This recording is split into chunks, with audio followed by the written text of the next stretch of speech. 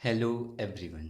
स्वागत है आपका मेरे यूट्यूब चैनल ऑनलाइन एजुकेशन में।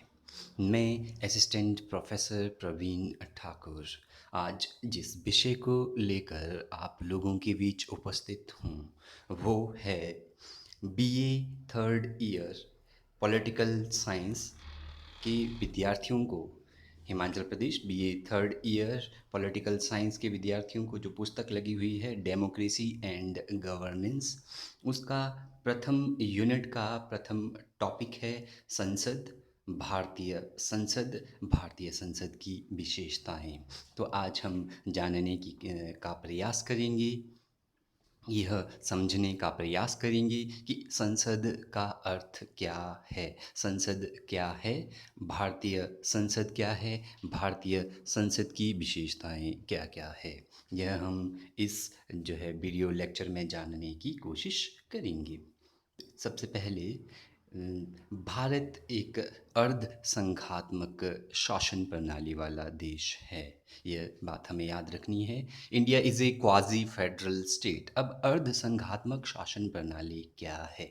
जो अर्ध संघात्मक शासन प्रणाली है, यह शासन को अच्छे से चलाने का एक मैकेनिज़्म है, एक तरीका है, एक व्यवस्था है। जो क्वाजी फेडरल है, अर्ध संघात्मक है। जो संघात्मक है, संघात्मक जो व्यवस्था है, फेडरल जो सिस्टम है, यह एक मैकेनिज़्म है जिसमें शक्तियों को केंद्र और राज्यों में विभाजित किया जाता है। अर्थात भारत को जो है केंद्र और प्रांतों में विभाजित किया गया है और केंद्र की शक्तियां जो है अलग है और राज्यों की शक्तियां अलग है।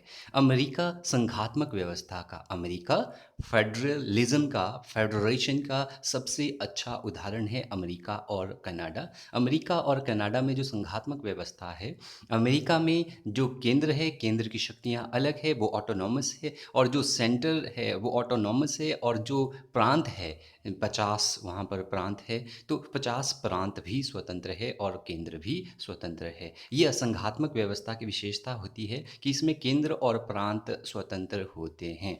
लेकिन भारत ने अर्ध संघात्मक शासन प्रणाली को अपनाया है, क्वाजी फेडरल सिस्टम को अपनाया है भारत ने। तो क्वाजी फेडरल सिस्टम है क्या? अर्ध संघात्मक जो शासन प्रणाली है, यह शासन चलाने का एक तरीका है, एक प्रकार है, ताकि शासन को, ताकि सरकार को अच्छे से चलाया जा सके, ताकि कानून अच्छे से बनाए जा सके। तो अर्ध संघात्मक शासन प्रणाली में भारत ने क्या किया है, भारत की संविधान द्वारा जो है केंद्र और राज्यों में, केंद्र में केंद्र सरकार है, राज्यों में राज्य सरकारें हैं। उदाहरण के लिए दिल्ली में जो है केंद्र सरकार है, और प्रत्येक राज्य, चाहे वो हिमाचल है, पंजाब है, हरियाणा है, चाहे वो जो है उत्तर प्रदेश है, बिहार है, चाहे वो कर्नाटक है, तमिलनाडु है, प्रत्येक राज्य की अपनी एक राज्य सरकार है। और भारतीय संविधान द्वारा इन केंद्र और राज्य सरकारों की शक्तियों का वर्णन जो है संविधान में 3 सूचियों के अंतर्गत किया गया है: संघ सूची, राज्य सूची और समवर्ती सूची।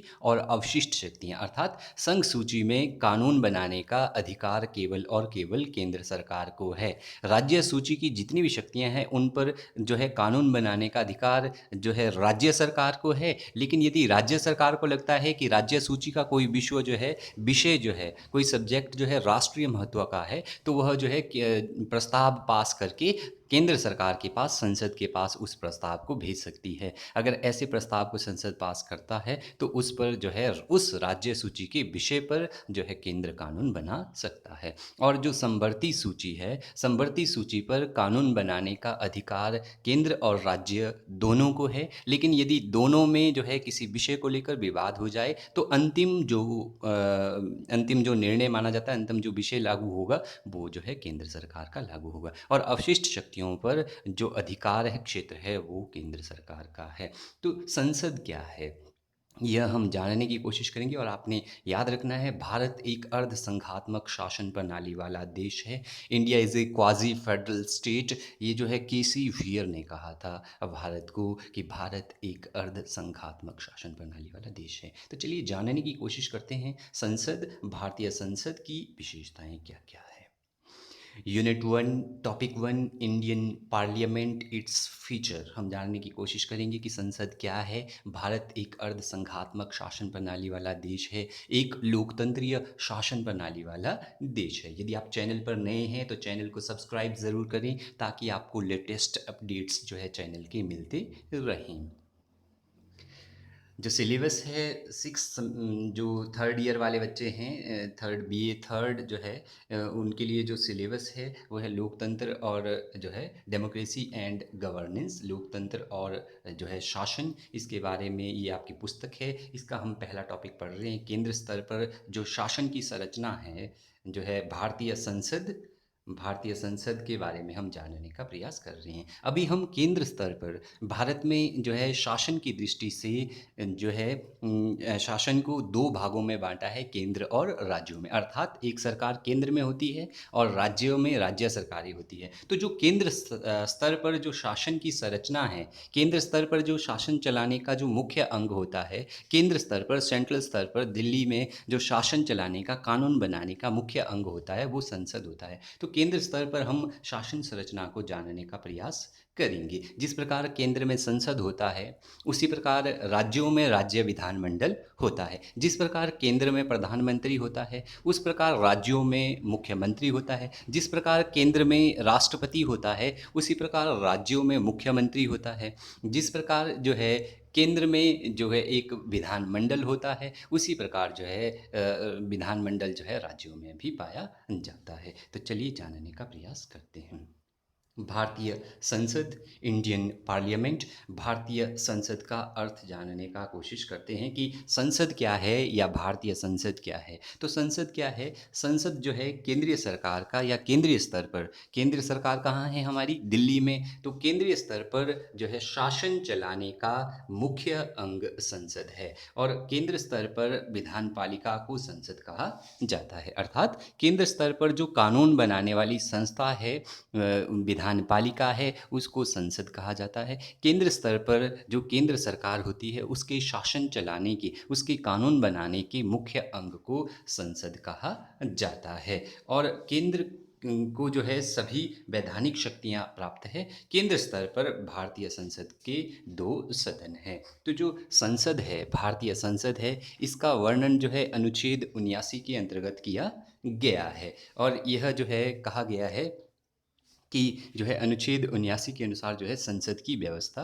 की गई है। तो भारतीय संसद जो है केंद्रीय स्तर पर है। चलिए संसद का अर्थ जानने की कोशिश करते हैं। भारत में संसद केंद्रीय सरकार का शासन चलाने का मुख्य अंग है। तो भारत में संसद क्या है? भारत में संसद जो केंद्र की सरकार है, केंद्र की सरकार जो दिल्ली में सरकार है, ठीक है, जिसने जो है संसद में बहुमत प्राप्त किया है, तो वहाँ पर जो है केंद्र सरकार का यह शासन चलाने का मुख्य अंग है। क्या? संसद जो है केंद्र सरकार का शासन चलाने का मुख्य अंग है और जो है इसके द्वारा केंद्र स्तर पर प्रत्येक प्रकार की शासन व्यवस्था निर्धारित की जाती है। अर्थात संसद जो है केंद्र स्तर पर प्रत्येक प्रकार की शासन व्यवस्था निर्धारित करता है। तो संसद आप लोगों ने याद रखना है, हमारे भारत को जो है केंद्र और राज्यों में विभाजित किया गया है। केंद्र स्तर पर जो शासन चलाने का अंग है उसको संसद कहा जाता है। राज्यों में जिस प्रकार हिमाचल प्रदेश राज्य है तो हिमाचल प्रदेश में जो शासन चलाने का मुख्य अंग है उसको राज्य विधानमंडल कहा जाता है, उसको स्टेट लेजिस्लेचर कहा जाता है। राज्यों में जो शासन चलाने का मुख्य अंग है उसको क्या कहा जाता है? उसको जो है राज्य विधानमंडल कहा जाता है। संसद के दो सदन है। जो भारतीय संसद है केंद्र स्तर पर उसके दो सदन है, लोकसभा और राज्यसभा। लेकिन जो राज्य विधानमंडल राज्यों में है, जो स्टेट लेजिस्लेचर जो है शासन चलाने का मुख्य अंग जो है राज्यों में है, जैसे हिमाचल प्रदेश, पंजाब, हरियाणा, उसके अलावा चंडीगढ़, तमिलनाडु, चंडीगढ़ तो यूनियन टेरिटरी है, तमिलनाडु है या कर्नाटका है, आंध्र प्रदेश है। यहाँ पर जो शासन चलाने का मुख्य अंग है इन राज्यों में, इन प्रदेशों में, वो है राज्य विधानमंडल। और इन जो 28 राज्य और 9 केंद्र शासित प्रदेश है, तो 28 राज्यों में से सिर्फ 6 राज्य ऐसे हैं हैं। 28 राज्यों में से 6 राज्य ऐसे हैं जहाँ पर राज्य विधानमंडल के 2 सदन हैं। बाकी जो है शेष राज्यों में जो राज्य विधानमंडल है उसका एक ही सदन है और वो है विधान पालिका। फिर से रिपीट कर रहा हूँ, 28 राज्यों और 9 केंद्र शासित प्रदेशों में से सिर्फ जो है 6 राज्य ऐसे हैं जहाँ पर जो है राज्य विधानमंडल के 2 सदन हैं। वो कौन कौन से राज्य है? वो है आंध्र प्रदेश। आंध्र प्रदेश में राज्य विधानमंडल के 2 सदन हैं, विधानसभा और विधान परिषद। उत्तर प्रदेश में भी राज्य विधानमंडल के 2 सदन हैं, विधानसभा और विधान परिषद। बिहार में भी राज्य विधानमंडल के 2 सदन हैं, विधानसभा और विधान परिषद। महाराष्ट्र में भी राज्य विधानमंडल के 2 सदन हैं, विधानसभा और विधान परिषद। कर्नाटका में भी राज्य विधानमंडल के 2 सदन हैं, विधानसभा और विधान परिषद। और अंतिम है तेलंगाना में भी राज्य जो विधानमंडल है, स्टेट लेजिस्लेचर है, वहाँ पर जो है 2 सदन है, विधानसभा और विधान परिषद। तो ये 6 राज्य है जहाँ पर राज्य विधानमंडल के 2 सदन है। बाकी जितने राज्य बचे 28 में से 22 राज्य है, 22 राज्यों में राज्य विधानमंडल का एक ही सदन है। उदाहरण के लिए हिमाचल में राज्य विधानमंडल का एक ही सदन है। हिमाचल में विधानमंडल है, विधान परिषद हिमाचल में नहीं है। किस राज्य में विधान परिषद होगा उसके लिए नीति नियम जो है तय किए गए हैं कि उसके लिए कुछ एक जो है नियम रखे गए हैं। यदि राज्य को लगता है कि उसके पास विधान परिषद होना चाहिए तो वह संसद को प्रस्ताव भेज सकता है। तो हम जानने का प्रयास कर रहे थे संसद के बारे में। संसद का अर्थ क्या है? संसद आप लोगों ने याद रखना है, संसद केंद्र की जो सरकार है, केंद्रीय सरकार का शासन चलाने का, कानून बनाने का एक मुख्य अंग है। भारतीय जो संसद है वो दिल्ली में है और जो संसदीय शासन प्रणाली है यह इंग्लैंड में इसका जन्म हुआ है। तो इंग्लैंड की संसद को विश्व की सभी संसदों की जननी कहा जाता है। अर्थात इंग्लैंड की संसद से प्रभावित होकर विश्व के अन्य देशों ने, लोकतंत्रीय देशों ने संसदीय शासन प्रणाली और संसदीय व्यवस्था को अपनाया है। जिस प्रकार इंग्लैंड में संसद के 2 सदन है, house of Lord and house of common, उसी प्रकार भारत में भी जो संसद है केंद्र स्तर पर शासन चलाने का मुख्य अंग, उसके 2 सदन है। एक है लोकसभा जो लोगों का प्रतिनिधित्व करता है, दूसरा है राज्यसभा जो है राज्यों की जो भूमि है उसका प्रतिनिधित्व करता है। अर्थात लोकसभा में जो है लोग चुनकर भेजते हैं, वोट देकर जो है एमपीज़ को जिताते हैं, मेंबर ऑफ पार्लियामेंट को जिताते हैं, तो वो जो है फिर चुनकर जो है संसद में जाते हैं।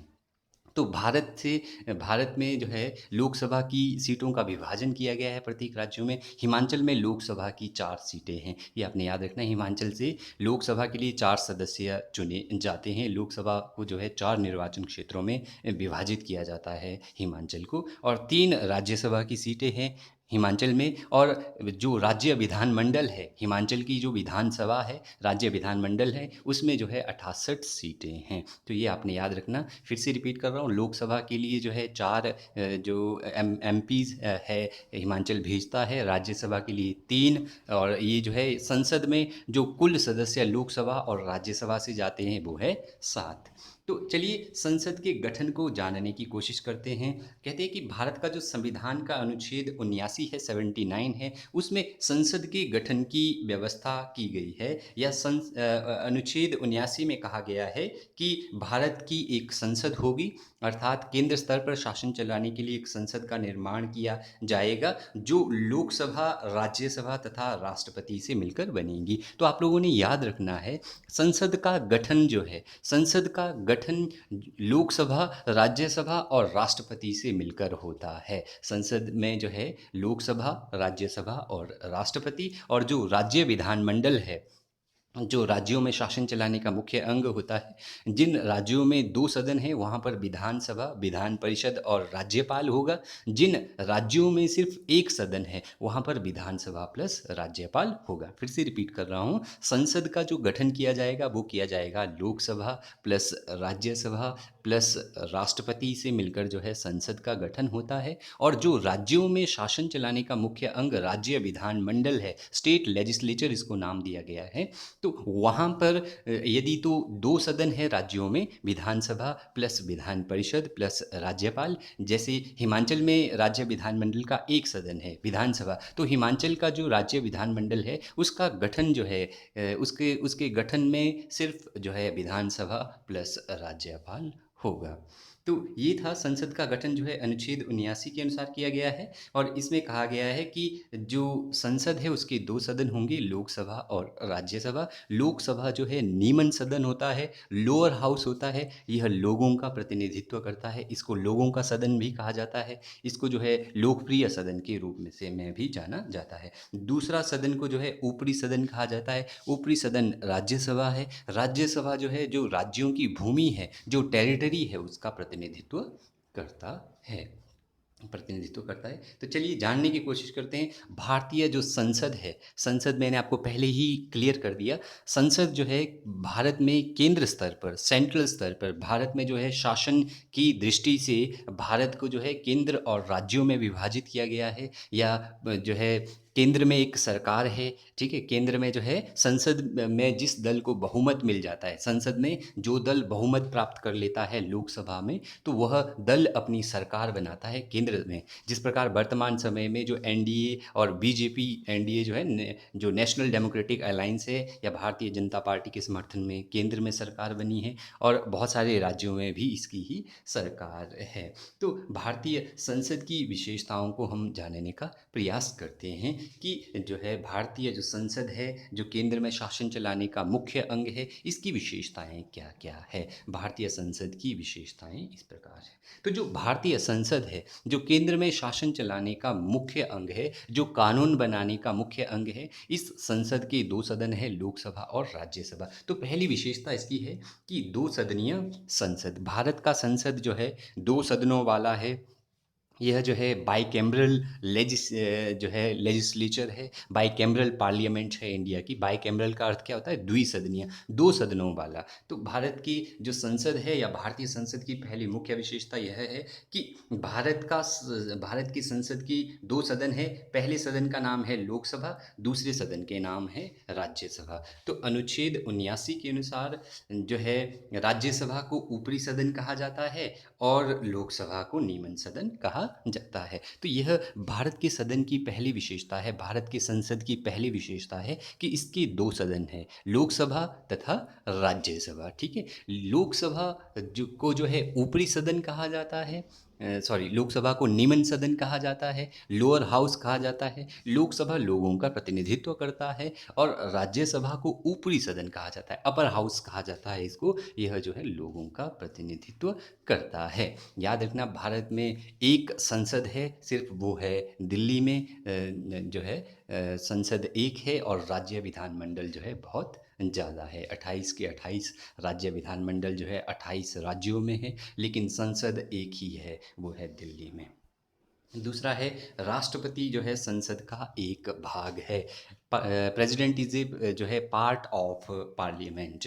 भारतीय संसद की यह भी एक मुख्य विशेषता है कि संविधान के अनुच्छेद 79 के अंतर्गत भारत की राष्ट्रपति को संसद का भाग माना जाता है। जो अनुच्छेद 79 है उसमें संसद का गठन बताया गया है। तो कहते हैं कि संसद का गठन लोकसभा, राज्यसभा और राष्ट्रपति से मिलकर होगा। तो अनुच्छेद 79 के अनुसार, 79 के अनुसार राष्ट्रपति संसद का जो है भाग है, यह संसद का एक मुख्य अंग है। और राष्ट्रपति जो है इसकी जो है बैठकें बुलाता है। इसका जो है अंग होने के कारण राष्ट्रपति जो है संसद की बैठकें बुलाता है, तथा संसद द्वारा पास किए गए बिलों को अपनी स्वीकृति देता है। जब संसद कोई भी बिल पास करता है, तो उस पर अंतिम जो स्वीकृति है, या अंतिम हस्ताक्षर जो है राष्ट्रपति करता है। यदि जो है राष्ट्रपति उस बिल को जो है स्वीकृति दे दे, या उस पर हस्ताक्षर कर दे, तो वह बिल जो है कानून बन जाता है। तो संसद का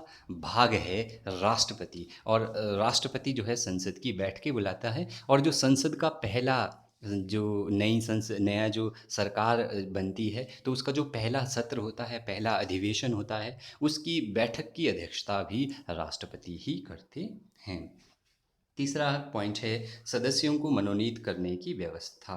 सदस्यों को मनोनीत किया जाता है, नॉमिनेट किया जाता है कहाँ पर? भारतीय संसद में। भारतीय संसद के दोनों सदनों, लोकसभा और राज्यसभा, यह भी भारतीय संसद की एक मुख्य विशेषता है कि भारतीय संसद के दोनों सदनों, लोकसभा तथा राज्यसभा, लोकसभा तथा राज्यसभा में राष्ट्रपति संसद के दो सदनों में सदस्यों को मनोनीत करता है। यदि राष्ट्रपति को लगता है कि लोकसभा में जो है किसी विशेष जाति के लोगों को प्रतिनिधित्व नहीं मिला है, तो वह जो है लोकसभा में जो दो व्यक्तियों को मनोनीत कर सकता है। यदि राष्ट्रपति को लगता है कि लोकसभा में किसी विशेष जाति के लोगों को जो है या किसी विशेष अल्पसंख्यक वर्ग को जो है प्रतिनिधित्व नहीं मिला है, तो राष्ट्रपति जो है दो व्यक्तियों को मनोनीत कर सकता है, नॉमिनेट कर सकता है अल्पसंख्यक वर्गों से या उस विशेष जाति से।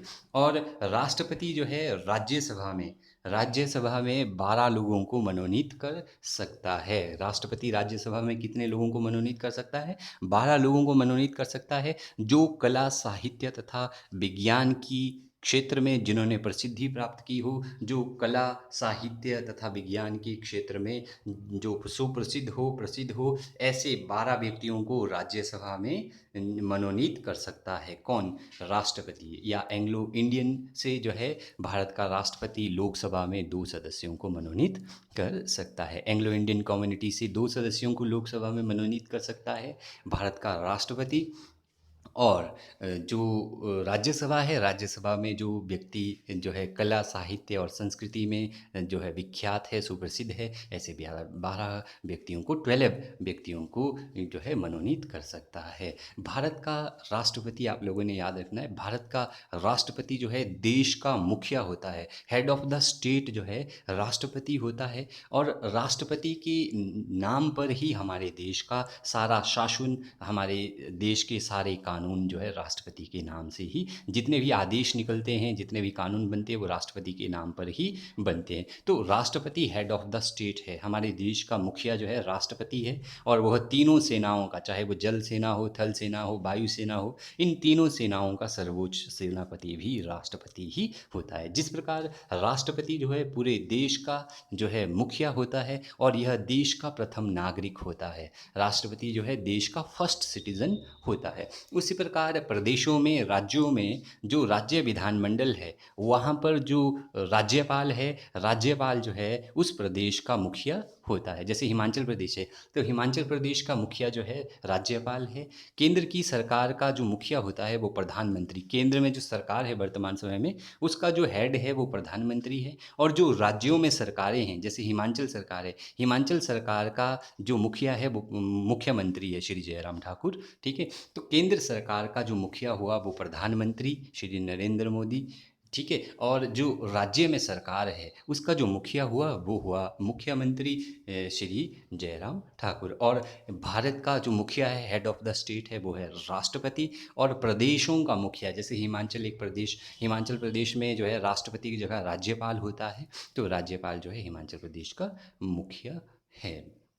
अब अगली विशेषता जानने का प्रयास करते हैं, संसद की दोनों सदनों की संयुक्त बैठक की व्यवस्था। भारतीय संसद की यह भी एक मुख्य विशेषता है कि दोनों सदनों, लोकसभा और राज्यसभा, दोनों सदनों का एक ज्वाइंट जो है बैठक बुलाई जा सकती है, एक संयुक्त बैठक की व्यवस्था की जा सकती है। भारतीय संसद की यह भी एक मुख्य विशेषता है कि भारत के संविधान के अनुच्छेद 108 के अनुसार, याद रखना, अनुच्छेद 108 के अनुसार भारत की दोनों सदनों की, भारत का जो संसद है, भारत की संसद के दोनों सदनों की एक संयुक्त, एक ज्वाइंट मीटिंग जो है, एक ज्वाइंट बैठक जो है बुलाई जा सकती है। किसके द्वारा? राष्ट्रपति के द्वारा बुलाई जा सकती है। और इस संयुक्त बैठक को बुलाया जा सकता है, इस प्रकार की बैठक की अध्यक्षता जो है लोकसभा का स्पीकर करेगा। ये जो बैठक बुलाएगा ये राष्ट्रपति बुलाएगा, लेकिन इसकी अध्यक्षता जो है कौन करेगा? लोकसभा का स्पीकर करेगा। अब प्रश्न यह उठता है कि संयुक्त बैठक क्यों बुलाई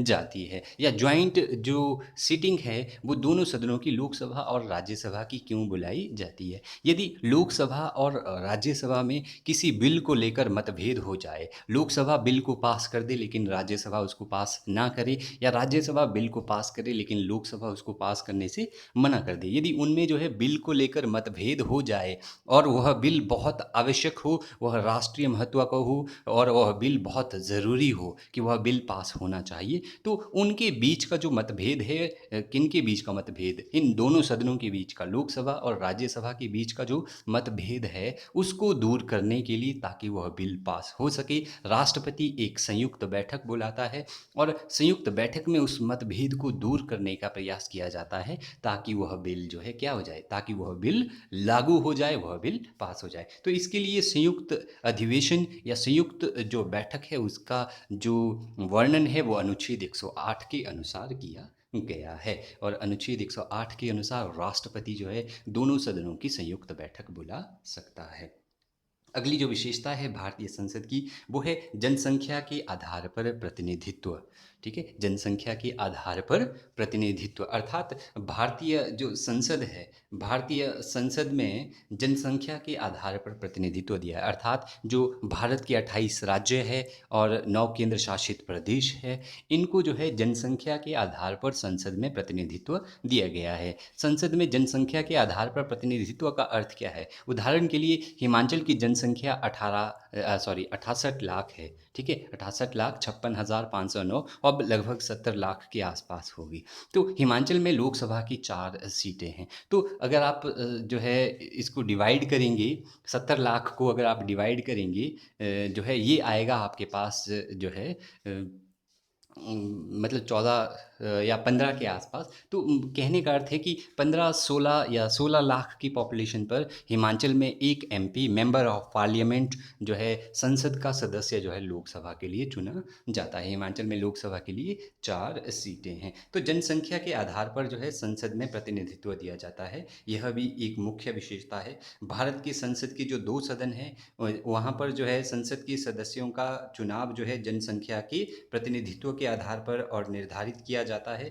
ठीक है, लोकसभा क्षेत्र को जो है निश्चित निर्वाचन क्षेत्र में विभाजित किया जाता है, अर्थात लोकसभा क्षेत्र में को जो है एक निश्चित कॉन्स्टिट्यूएंसी, एक निर्वाचन क्षेत्र के रूप में विभाजित किया जाता है, फिर उस कॉन्स्टिट्यूएंसी से एक मेंबर जो है चुना जाता है। उदाहरण के लिए हिमाचल में जो लोकसभा के लिए 4 निर्वाचन क्षेत्र है, प्रत्येक निर्वाचन क्षेत्र में प्रत्याशी खड़े होंगे और प्रत्येक निर्वाचन क्षेत्र से एक ही प्रत्याशी खड़ा होगा, चाहे हमीरपुर हो, चाहे मंडी संसदीय क्षेत्र हो, चाहे चंबा हो, कांगड़ा हो।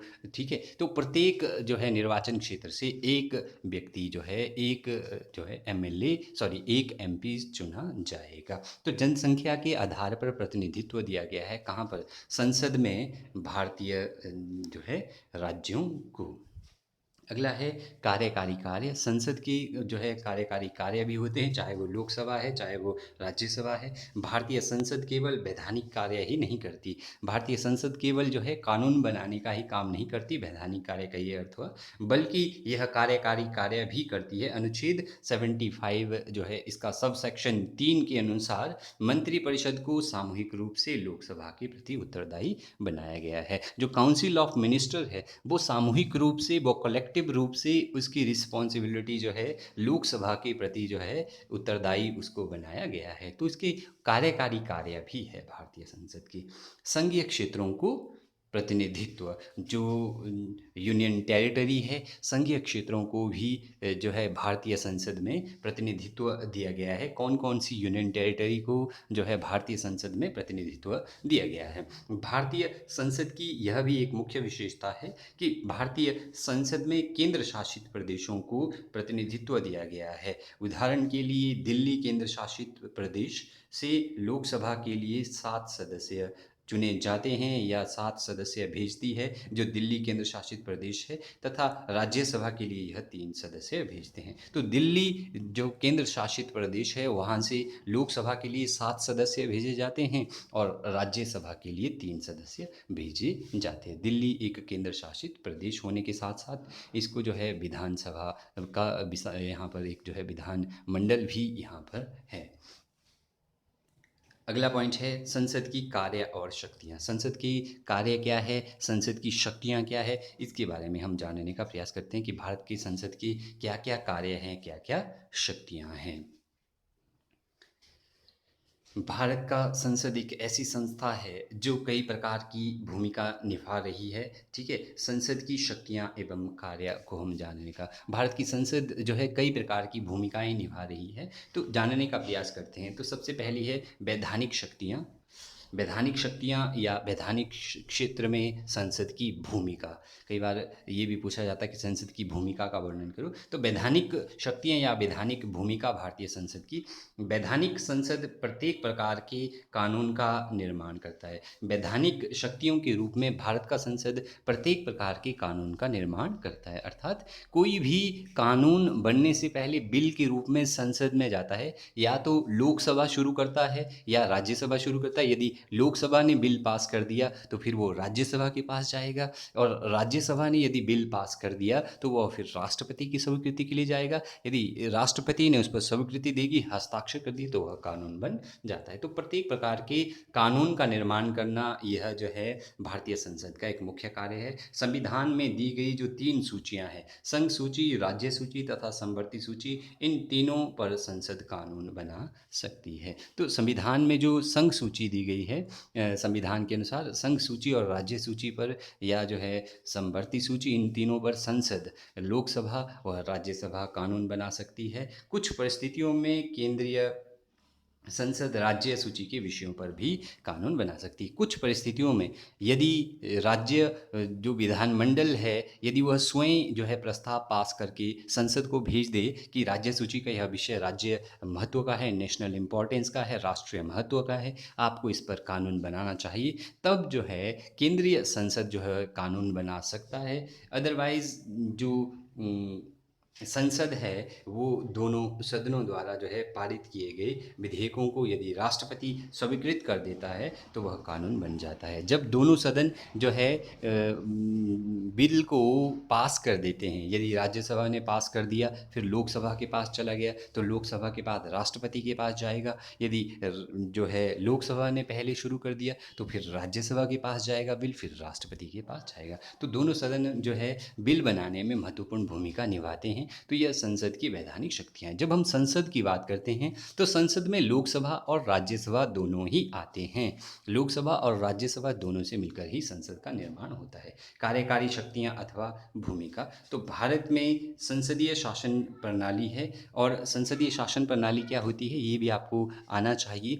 संसदीय शासन प्रणाली को अपनाया है भारत ने, जिसमें अर्ध संघात्मक जो है शासन प्रणाली है भारत। तो संसदीय शासन प्रणाली क्या है? संसदीय शासन प्रणाली में विधान पालिका कार्यपालिका के प्रति उत्तरदायी होती है। विधान पालिका का अर्थ है संसद, अर्थात संसद अपने कार्यों के लिए कार्यपालिका राष्ट्रपति के प्रति उत्तरदायी होती है, या विधान पालिका अपने कार्यों के लिए कार्यपालिका के प्रति उत्तरदायी होती है। ठीक ठीक है। और भारत में जो राष्ट्रपति है वो नाम मात्र का मुखिया है। वह एक जो है नाम मात्र का मुखिया है, वास्तव में उसकी शक्तियों का प्रयोग जो है प्रधानमंत्री और उसका मंत्रिमंडल करता है। तो भारत में जो राष्ट्रपति है वो एक नाम मात्र मुखिया है, उसके पास ज़्यादा शक्तियाँ नहीं है इमरजेंसी शक्तियों को छोड़कर, लेकिन वास्तव में उसकी शक्तियों का प्रयोग प्रधानमंत्री और उसका मंत्रिमंडल करता है। तो कार्यकारी शक्तियाँ भी प्राप्त है किसको? भारत की संसद को, ठीक है। और जो है कार्यकारी शक्तियों द्वारा यह जो है विभिन्न प्रकार की जो है कार्यकारी शक्तियों का प्रयोग कर सकता है। कार्यपालिका को जो है क्या है, कार्यपालिका को विधान पालिका के प्रति उत्तरदायी बनाता है, ठीक है। संसद जो है विभिन्न प्रकार की कार्यकारी शक्तियों द्वारा अपने कार्य करता है और भारत की कार्यपालिका को विधान पालिका के प्रति उत्तरदायी बनाता है। यह उत्तरदायित्व ही संसद को कार्यपालिका पर नियंत्रण प्रदान करता है। तो संसद का जो है कार्यपालिका पर नियंत्रण होता है। अगला है वित्तीय शक्तियाँ। वित्तीय शक्तियों के संबंध में भी संसद को बहुत महत्वपूर्ण शक्तियाँ प्राप्त है, और जो संसद का नियमन सदन है लोकसभा, उसको जो है वित्त के संबंध में सबसे अधिक शक्तियाँ प्राप्त है। राज्यसभा को जो है वित्त के संबंध में, वित्त बिल के संबंध में, धन विधेयक के संबंध में बहुत कम शक्तियाँ प्राप्त हैं, नाम मात्र की शक्तियाँ प्राप्त है। लोकसभा को धन बिल संबंधी जो है क्या है, धन बिल के संबंध में बहुत ज़्यादा शक्तियाँ प्राप्त है। है। तो भारतीय संसद को कई प्रकार की वित्तीय शक्तियाँ भी प्राप्त है। लोकसभा धन बिल को राष्ट्रपति की स्वीकृति से संसद में प्रस्तुत करती है। लोकसभा जो है राष्ट्रपति की स्वीकृति से, धन बिल पर केवल और केवल लोकसभा का विशेष अधिकार है। धन बिल को राष्ट्रपति की स्वीकृति से जो है संसद में लोकसभा प्रस्तुत करती है। अर्थात लोकसभा का अर्थ है जो बहुमत में सरकार है, उसका जो मंत्री है, जो उसका फाइनेंस मिनिस्टर है, वो जो है राष्ट्रपति की स्वीकृति से संसद में लोकसभा में धन बिल को प्रस्तुत करेगा। और धन बिल यह डिसाइड करता है स्पीकर कि कौन सा बिल धन बिल है या नहीं है। यह जो है संसद का स्पीकर, जो लोकसभा का स्पीकर है, यह डिसाइड करेगा कौन सा बिल धन बिल होगा या नहीं होगा। तो जब धन बिल संसद में प्रस्तुत किया जाता है तो धन बिल लोकसभा में पास होने के बाद यह राज्यसभा में भेजा जाता है, दूसरे सदन में चला जाता है, यह ऊपरी सदन में चला जाता है। राज्यसभा धन बिल को ज़्यादा से ज़्यादा अपने पास 14 दिन तक रख सकती है। 14 दिन तक राज्यसभा अधिक से अधिक जो है धन बिल को अपने पास रख सकती है। 14 दिन बाद उसको जो है धन बिल को वापस लोकसभा को भेजना पड़ता है, और वह जो है धन बिल में कोई रिकमेंडेशन नहीं दे सकती, उसमें कोई कांट छांट नहीं कर सकती है। तो 14 दिन तक जो राज्यसभा है वो धन बिल को अपने पास रख सकती है, 14 दिन बाद उसको वापस करना ही पड़ता है। और धन बिल फिर जो है राज्यसभा के पास जाने के बाद राष्ट्रपति की स्वीकृति के लिए जाता है, और राष्ट्रपति जो है धन बिल पर जो है स्वीकृति जो है नहीं मांगी जाती, बल्कि धन बिल जो है राष्ट्रपति के पास डायरेक्ट जो है सिग्नेचर के लिए जाता है, और राष्ट्रपति को धन बिल पर जो है साइन करने ही पड़ते हैं। बाकी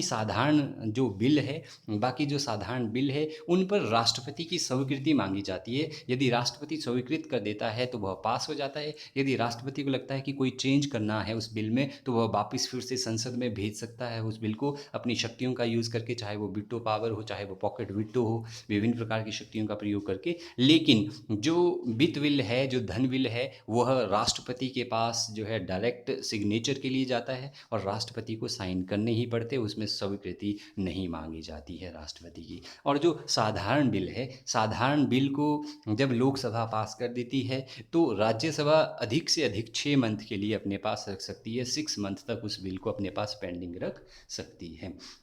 तो कई प्रकार की वित्तीय शक्तियाँ भी प्राप्त है, और ये जो है भारतीय संसद को संवैधानिक शक्तियाँ, या संवैधानिक शक्तियों का अर्थ यहाँ पर क्या है, संविधान संशोधन करने संबंधी शक्तियाँ। भारत के संसद को संविधान में संशोधन करना जो है भारतीय संविधान का एक मुख्य काम है, और संविधान में संशोधन करने की शक्ति संसद के दोनों सदनों के पास है। अर्थात लोकसभा और राज्यसभा जो है संसद में संशोधन संबंधी प्रस्ताव दोनों जो है ला सकते हैं। संसद में लोकसभा और राज्यसभा दोनों जो है संविधान में संशोधन करने संबंधी प्रस्ताव ला सकते हैं। अब संविधान में संशोधन क्यों किया जाता है, संविधान में अमेंडमेंट क्यों किए जाते हैं? संविधान में संशोधन इसलिए किए जाते हैं क्योंकि जो कानून बने हैं, जैसे उदाहरण के लिए यदि 26 जनवरी 1950 को जब भारत का संविधान बना, तो उस समय जो कानून था, हो सकता है वो कानून उस समय की परिस्थितियों के अनुसार बिल्कुल सही था, लेकिन वर्तमान समय में परिस्थितियाँ थोड़ी बहुत चेंज हो गई है, तो उस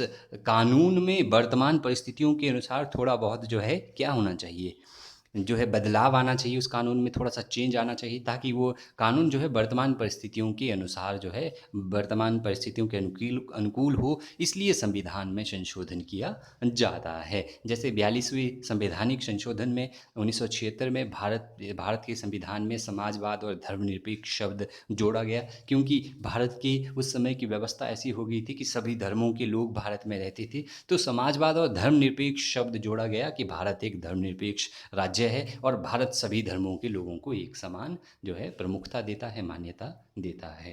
तो क्या है कहने का अभिप्राय मेरा, संविधान संशोधन करने संबंधी जो है भारत की दोनों जो संसद की दोनों सदन है, लोकसभा और राज्यसभा, दोनों को प्राप्त है। और अनुच्छेद 368 के अनुसार, 368 के अनुसार भारत का जो संसद है, भारत के संसद के दोनों सदन है, वो संविधान में संशोधन कर सकते हैं, और संविधान संशोधन संबंधी विधेयक जो है कोई भी सदन प्रस्तुत कर सकता है। यदि एक सदन ने प्रस्तुत कर दिया तो ऐसा प्रस्ताव दूसरे सदन को 2/3 बहुमत से पास करना आवश्यक है। उदाहरण के लिए यदि लोकसभा संविधान संशोधन संबंधी बिल लेकर आता है तो राज्यसभा को उसको 2/3 बहुमत से पास करना पड़ेगा, और उसके बाद अगर दोनों सदन पास करते हैं तो राष्ट्रपति की स्वीकृति मिलने के बाद संविधान में संशोधन कर दिया जाता है। अगला पॉइंट है न्यायिक शक्तियाँ। संसद को न्यायिक शक्तियाँ भी प्राप्त है। यद्यपि यह कोई न्यायिक संस्था नहीं है। संसद यद्यपि कोई न्यायिक संस्था नहीं है, क्योंकि न्यायिक संस्था जो है सर्वोच्च न्यायालय है, उच्च न्यायालय है, लेकिन फिर भी संसद कुछ मामलों में न्यायिक शक्तियां रखता है, जुडिशियल पावर या जो है जुडिशियल स्वरूप या न्यायिक स्वरूप की भूमिका निभाता है। उदाहरण के लिए संसद के दोनों सदनों से कोई भी सदन जो है राष्ट्रपति के विरुद्ध महाभियोग का प्रस्ताव संसद में पेश कर सकता है। तो यह न्यायिक शक्ति है संसद की कि वह जो है संसद के दोनों सदनों में से कोई भी लोकसभा या राज्यसभा राष्ट्रपति के विरुद्ध महाभियोग इम्पीचमेंट का जो है विधेयक संसद में लेकर आ सकता है। लेकिन राष्ट्रपति के विरुद्ध महाभियोग का प्रस्ताव कब लाया जा सकता है? यदि राष्ट्रपति जो है संविधान के विरुद्ध जाकर कोई काम करे, कोई संधि करे, कोई समझौता करे, या कोई ऐसा कानून बनाता है जो जिसका वर्णन जो है संविधान में नहीं है या संविधान के द्वारा दिए गए उपबंधों के अनुसार नहीं है, तो लोकसभा या राज्यसभा राष्ट्रपति के विरुद्ध महाभियोग का प्रस्ताव ला सकते हैं और ऐसा प्रस्ताव संसद में प्रस्तुत कर सकते हैं। तथा यदि दोनों सदन ऐसे प्रस्ताव को जो है क्या कर लेते हैं, पास कर लेते हैं, तो राष्ट्रपति को अपने पद से त्यागपत्र देना पड़ता है। यदि राष्ट्रपति के विरुद्ध जो है महाभियोग का दोष दोनों सदनों द्वारा 2/3 बहुमत से पास किया जाता है तो राष्ट्रपति को अपने पद से त्यागपत्र देना पड़ता है। लेकिन भारत में अभी एक बार भी जो है किसी राष्ट्रपति पर महाभियोग का प्रस्ताव नहीं लाया गया है। और राष्ट्रपति पर महाभियोग का प्रस्ताव लाने से 14 दिन पूर्व राष्ट्रपति को सूचना देनी पड़ती है, क्योंकि राष्ट्रपति का पद भारत में महत्वपूर्ण पद है और भारत में राष्ट्रपति का सिर्फ एकमात्र ऐसा पद है। भारत के राष्ट्रपति को जब वे राष्ट्रपति होते हैं तो राष्ट्रपति के नाते उनको गिरफ्तार नहीं किया जा सकता, लेकिन जब वो राष्ट्रपति के पद से जो है पदच्युत कर दिए जाते हैं इम्पीचमेंट के द्वारा, तो उसके बाद वो एक साधारण नागरिक होते हैं और साधारण नागरिक होने के नाते उनको कानून के अनुसार गिरफ्तार किया जा सकता है किसी जुर्म के लिए, किसी कानून के लिए। प्रतिनिधित्व संबंधी शक्तियां भी है संसद की। भारतीय संसद के 2 सदन हैं और दोनों सदनों में राष्ट्रपति जो है शिक्षा, साहित्य तथा जो है शिक्षा, साहित्य और विज्ञान, शिक्षा, साहित्य और विज्ञान के क्षेत्र में जो प्रसिद्धि प्राप्त लोग हैं उनको जो है प्रतिनिधित्व देता है। तो प्रतिनिधित्व संबंधी शक्तियां भी प्राप्त है भारत के संसद को। लोकसभा और राज्यसभा में राष्ट्रपति जो है लोकसभा में 2 सदस्यों को मनोनीत करता है एंग्लो इंडियन, और राज्यसभा में 12 सदस्यों को मनोनीत करता है जो कला, साहित्य और विज्ञान के क्षेत्र में जिन्होंने प्रसिद्धि प्राप्त की हो। इसके अलावा जो है वैचारिक शक्तियाँ या वैचारिक भूमिका किसकी? संसद की वैचारिक भूमिका। भारत का संसद एक ऐसा मंच है जहाँ पर प्रत्येक तरह की राष्ट्रीय समस्याओं के संदर्भ में विचार किए जाते हैं। यह एक विचारिक मंच है, यह एक विचार करने का मंच है, एक स्टेज है। भारत की संसद में भारत की जो राजनीतिक समस्याएं हैं, जो आर्थिक समस्याएं हैं, इन समस्याओं के संदर्भ में विचार किया जाता है। जब संसद के सेशन बैठते हैं तो अर्थव्यवस्था के संदर्भ में, बेरोजगारी के संबंध में और अर्थव्यवस्था की वृद्धि दर के संबंध में या भारत की राजनीतिक समस्याओं के संबंध में जो है विचार विमर्श किया जाता है। और यह राष्ट्रीय संस्था में जो है राजनीतिक दलों के प्रतिनिधि होते हैं, ठीक है। और संसद में जो राजनीतिक दलों के प्रतिनिधि होते हैं, सभी प्रतिनिधि यद्यपि भारत राष्ट्र से संबंधित होते हैं, परंतु वे विभिन्न संस्कृतियों, राजनीतिक विचारों और जो है विचारों का प्रतिनिधित्व करते हैं। तो प्रत्येक राज्य का जो है प्रतिनिधित्व करते हैं। प्रत्येक राज्य से जो सांसद आए होते हैं तो वो अपनी अपनी संस्कृति का प्रतिनिधित्व करते हैं। तो यह विभिन्न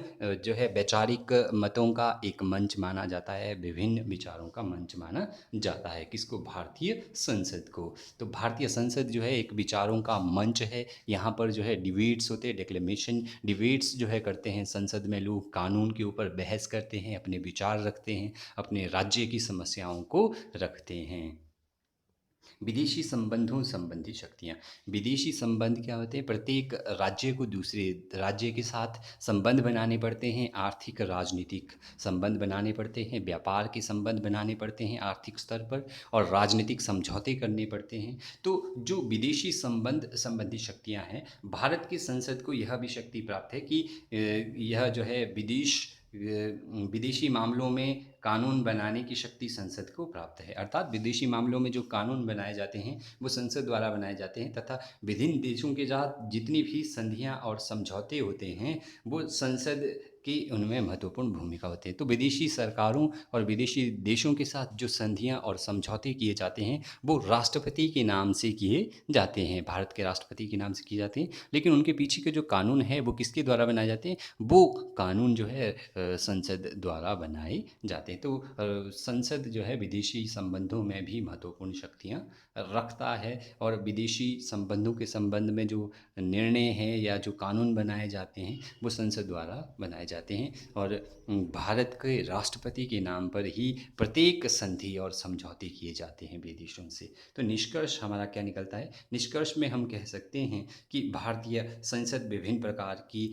की संसद को विभिन्न प्रकार की शक्तियाँ प्राप्त है, और भारतीय संसद को कानून बनाने संबंधी शक्तियाँ प्राप्त है, संविधान में संशोधन करने संबंधी शक्तियाँ प्राप्त है, और यह एक न्यायिक संस्था ना होते हुए भी यह न्यायिक शक्तियाँ रखता है, विभिन्न प्रकार की न्यायिक कार्य भी करता है। तो ये था भारतीय संसद का अर्थ, विशेषताएं, कार्य और शक्तियां या भूमिका, जो जो काम जो है भारतीय संसद करता है। Thank you. यदि आपको लेक्चर अच्छा लगा हो तो इसको सब्सक्राइब ज़रूर करें, लाइक शेयर और कमेंट ज़रूर करें।